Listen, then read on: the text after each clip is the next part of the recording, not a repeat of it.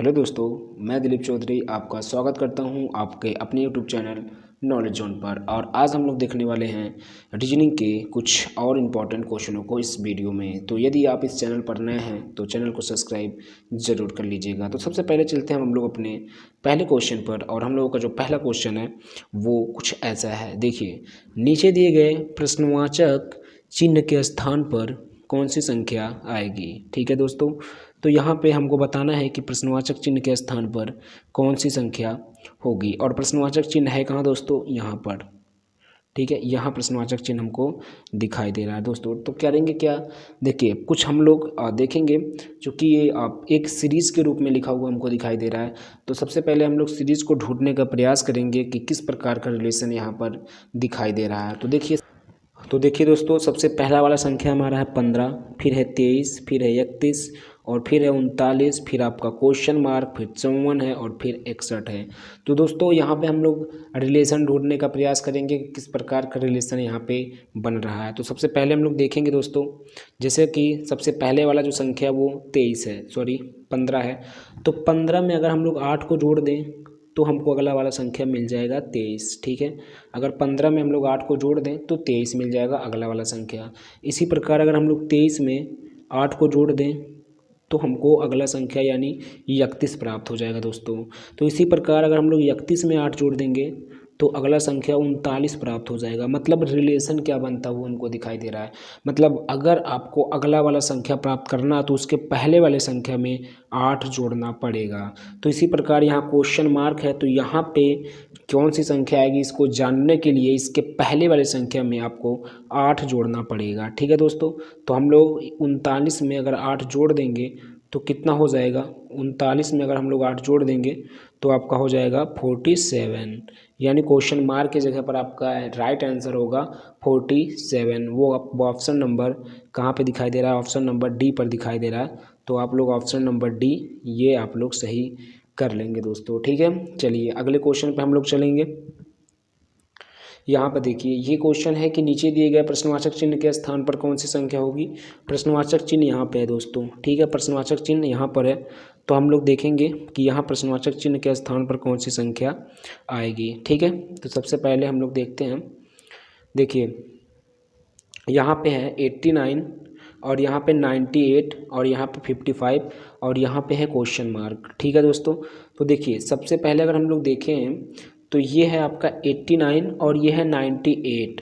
अगर देखा जाए तो इसका जो इकाई का अंक है वो 9 है और दहाई का अंक जो है वो 8 है। और यहाँ पे देखा जाए तो इकाई का अंक 8 है और दहाई का अंक 9 है।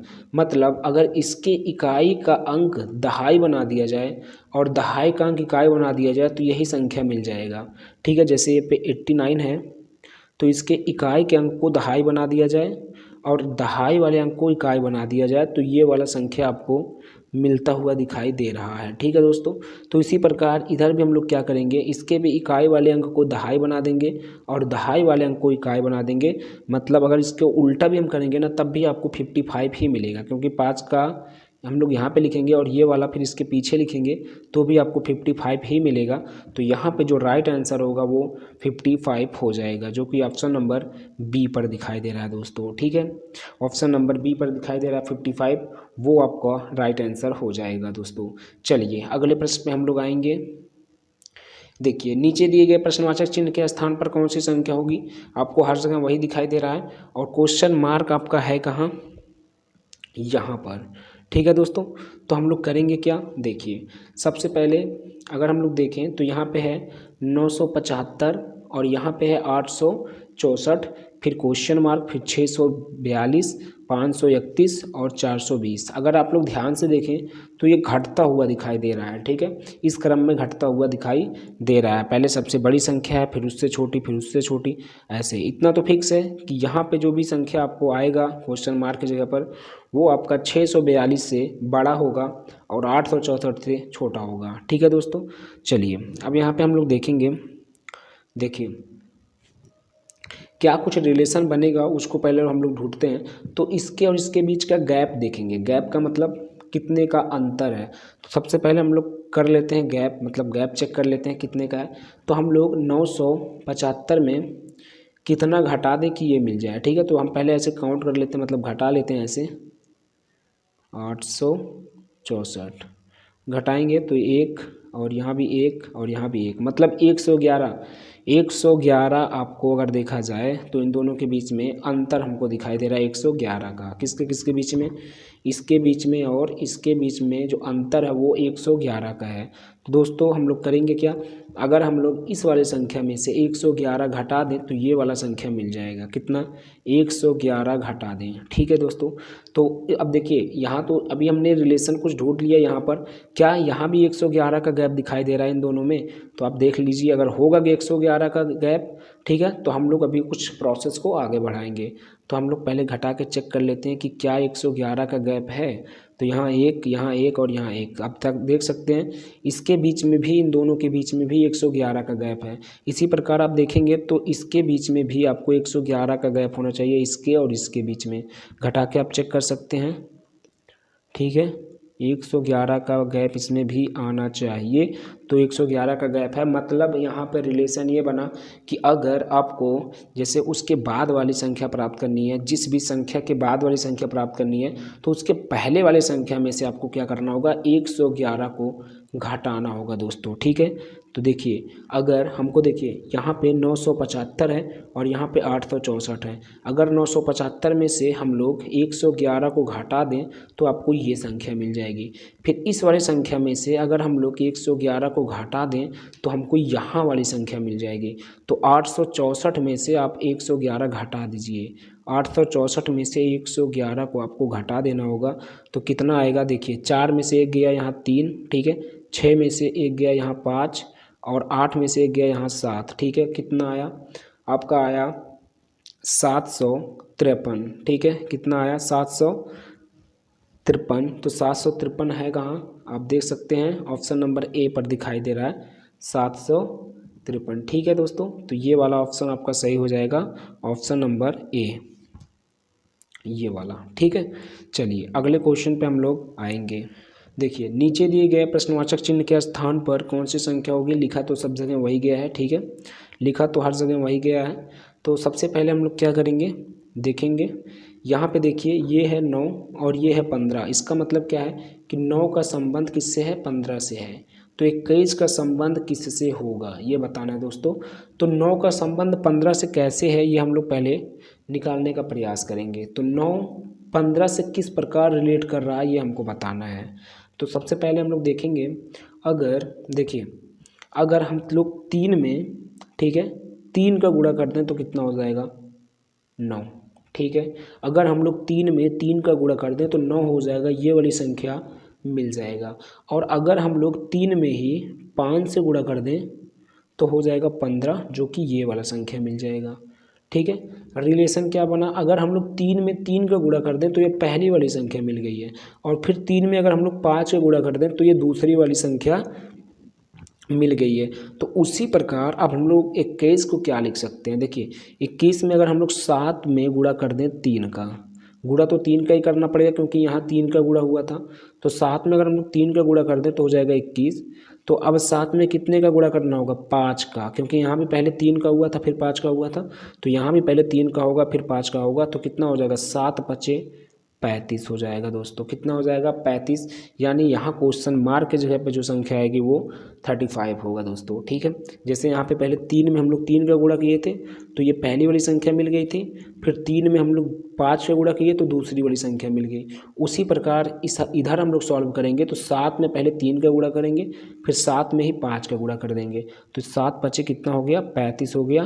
तो 35 आपको जहाँ भी दिखाई देगा वो वाला ऑप्शन आपका सही होगा। तो 35 है कहाँ? ऑप्शन नंबर बी पर। ठीक है दोस्तों, ऑप्शन नंबर बी पर जो है 35 वही आपका सही हो जाएगा। चलिए अगले क्वेश्चन पे हम लोग चलेंगे। देखिए नीचे दिए गए प्रश्नवाचक चिन्ह के स्थान पर कौन सी संख्या आएगी। ठीक है दोस्तों, यहाँ पे हमको प्रश्नवाचक चिन्ह यहाँ पे दिखाई दे रहा है। ठीक है, यहाँ पर तो सबसे पहले हम लोग देखेंगे, यहाँ पे 64 का संबंध 8 से है, ठीक है, 16 का संबंध 4 से है, तो यहाँ वाली संबंध, इसका वाला मतलब यहाँ जो भी संख्या आएगा उसका संबंध 2। तो देखिए यहाँ पे 64 का संबंध 8 से किस प्रकार है, और 16 का संबंध 4 से किस प्रकार है, और यहाँ क्वेश्चन मार्क वाले का संबंध 2 से किस प्रकार का, इसको हम लोग अभी निकालेंगे। तो अगर हम लोग देखें 64 का संबंध 8 से है ना, अगर हम लोग 64 का वर्गमूल निकाल लें तो कितना होता है, कितना होता है +-8, यही तो होता है। लेकिन यहाँ पे चिन्हों का कोई मतलब रोल प्ले नहीं हो रहा है, चिन्हों से कुछ भी नहीं लेना देना है, केवल संख्या से लेना देना है हमको। तो संख्या कितना रहा 8, जो कि यहाँ पे हमको दिखाई दे रहा है, ठीक है। उसी प्रकार यहाँ 16 का वर्गमूल लेंगे तो कितना हो जाएगा, 16 का वर्गमूल लेंगे क्या उतना हो जाएगा +-4। तो चिन्हों से कुछ नहीं लेना देना है, केवल संख्या से लेना देना है। तो यहाँ पे आपको 4 मिल जा रहा है। तो उसी प्रकार यहाँ कौन सी संख्या होगी जिसका वर्गमूल लेने पे 2 मिल जाएगा। तो कौन सी संख्या होती है जिसका वर्गमूल +-2 होता है, वो होता है 4। यानी 4 यहाँ पे अगर हम लोग भर दें तो उसका वर्गमूल लेंगे तो हमको मिलेगा +-2, और प्लस माइनस को हमको कुछ भी नहीं लेना देना है, केवल संख्या को देखना है। तो यहाँ 2 मिल जाएगा। इसका मतलब यहाँ पे कौन सी संख्या आएगी, यहाँ पे आएगा 4। ठीक है दोस्तों, कितना आएगा 4 आएगा। तो 4 आपका ऑप्शन सही हो जाएगा। 4 है कहाँ, ऑप्शन नंबर सी पर। ठीक है दोस्तों, चलिए अगले क्वेश्चन पे हम लोग चलेंगे। देखिए यहाँ पर ये है क्वेश्चन कि राजेश 10 किलोमीटर उत्तर की ओर जाता है। राजेश नाम का कोई लड़का है, मान लेते हैं ये है राजेश, और हमने लिख दिया इसका ये प्रारंभिक बिंदु है। ठीक है, क्या हो रहा है कि ये राजेश जो है वो 10 किलोमीटर उत्तर की ओर जा रहा है। उत्तर किधर होता है, उत्तर इधर होता है ऊपर की दिशा में। ठीक है, कितना जा रहा है 10 किलोमीटर, मान लेते हैं ये 10 किलोमीटर यहाँ गया ऊपर। ठीक है, 10 किलोमीटर ऊपर जाता है, मतलब उत्तर की ओर जाता है। वहाँ से वह फिर 6 किलोमीटर दक्षिण की ओर जाता है। ठीक है, 6 किलोमीटर दक्षिण, दक्षिण क्या होता है, दक्षिण होता है नीचे की दिशा, क्योंकि हम सबको पता है ये होता है पूरब, ठीक है, ये होता है पश्चिम, ये होता है उत्तर, और नीचे वाला होता है दक्षिण।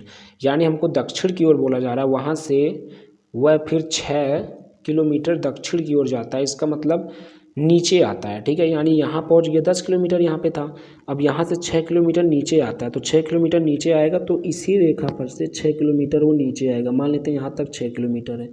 ठीक है, यहाँ तक, ये यहाँ से क्या हो रहा है कि वो 6 किलोमीटर नीचे आता है, मतलब पहले यहाँ तक गया 10 किलोमीटर तक, फिर वहाँ से 6 किलोमीटर दक्षिण आ रहा है, दक्षिण का मतलब नीचे, तो यहाँ तक मान लेते हैं वो 6 किलोमीटर आ गया। तो ये टोटल यहाँ से लेके, मतलब इस वाले बिंदु से लेके यहाँ तक की दूरी कितनी थी, 10 थी, और यहाँ से लेकर के यहाँ तक का कितना है, 6 है। मतलब अब यहाँ से लेकर के यहाँ तक की दूरी कितनी होगी, 4 होगा, ये बीच में 4, 6 इधर हो गया और 4 इधर हो गया। ठीक है, टोटल दूरियाँ 10 किलोमीटर है। ठीक है, तो देखिए अब देखिए ये यहाँ पे आ गया है, फिर यहाँ पे आ गया ना ये। उसके बाद बोला जा रहा है कि फिर वह 3 किलोमीटर पूरब जाता है। पूरब किधर होगा, इधर होगा। ठीक है दोस्तों, 3 किलोमीटर, यानी ये 3 हो गया, 3 किलोमीटर पूरब की ओर जाता है। बताइए कि वह अपने प्रारंभिक स्थान से किस दिशा में और कितनी दूरी पर है। मतलब प्रारंभिक स्थान उसका ये था ना, ये यहाँ मतलब आर वाले पॉइंट से वो कितनी दूरी पे है और किस दिशा में बताना है। तो यहाँ से अगर हम इसको मिला दें ऐसे, ठीक है, तो ये आपको एक पाइथागोरस प्रमेय लगेगा, क्योंकि ये समकोण त्रिभुज बनता हुआ दिखाई दे रहा है। कौन सा, ये वाला त्रिभुज। ये त्रिभुज अगर आप देखेंगे, ये वाला मतलब ये जो रेखा गया है ऐसे और ये ऐसे, ठीक है, और ये ऐसे, ये वाला, ये समकोण त्रिभुज बनता हुआ दिखाई दे रहा है। तो यहाँ पे ये अपने प्रारंभिक बिंदु, मतलब यहाँ से यहाँ तक कितनी दूरी पर है। तो इसको ज्ञात करने के लिए देखिए, इधर वाला ये 4 है और इधर 3 है, तो ये आपका, ये देखिए ये आपका कड़ वाला होगा ना, कड़ भुजा। तो हम लोग ज्ञात कर सकते हैं, मतलब इसका स्क्वायर करके और इसका स्क्वायर करके जोड़ दें और उसका वर्गमूल ले लें। मतलब 4 का स्क्वायर कितना होगा, 16, और 3 का स्क्वायर कितना होगा, 9। 16 और 9 कितना होता है, 25, और 25 का वर्गमूल लेंगे कितना, +-5। यानी इसका जो राइट आंसर होगा वो 5 किलोमीटर होगा। लेकिन 5 किलोमीटर किस दिशा में है, देखिए ये यहाँ से अगर हम लोग इधर जाएंगे तो ये पूरब होता है, और ऊपर जाएंगे तो उत्तर होता है। ठीक है, मतलब यहाँ से हम लोग इधर पूरब और ऊपर गए तो उत्तर। ये अगर देखा जाए तो ये जो पॉइंट है यहाँ पर, ये आपको पूरब और उत्तर के बीच में है, तो इसको उत्तर पूर्व बोला जाता है, क्योंकि ये इसी पॉइंट पर मिल रहा है ना, बीचों बीच में यहाँ पे है। ये पूरब होता है और ये उत्तर होता है, तो इसके बीच में ये वाला मतलब ये पॉइंट है जहाँ पे वो पहुँच चुका है। ठीक है, मतलब वो व्यक्ति राजेश जहाँ पे पहुँच चुका है वो यहाँ पे है, जो कि आपको पूरब और उत्तर के बीच में दिखाई दे रहा है। तो इसलिए 5 किलोमीटर उत्तर पूर्व हो जाएगा ये वाला ऑप्शन। ठीक है, ऑप्शन नंबर जो लास्ट वाला है वो वाला आपका ऑप्शन सही हो जाएगा, 5 किलोमीटर उत्तर पूर्व। ठीक है दोस्तों, तो ये थे कुछ आज के इंपॉर्टेंट क्वेश्चन जो कि रीजनिंग से थे। फिर हम लोग मिलेंगे एक अच्छे से टॉपिक के साथ, तब तक के लिए धन्यवाद। Thank you very much.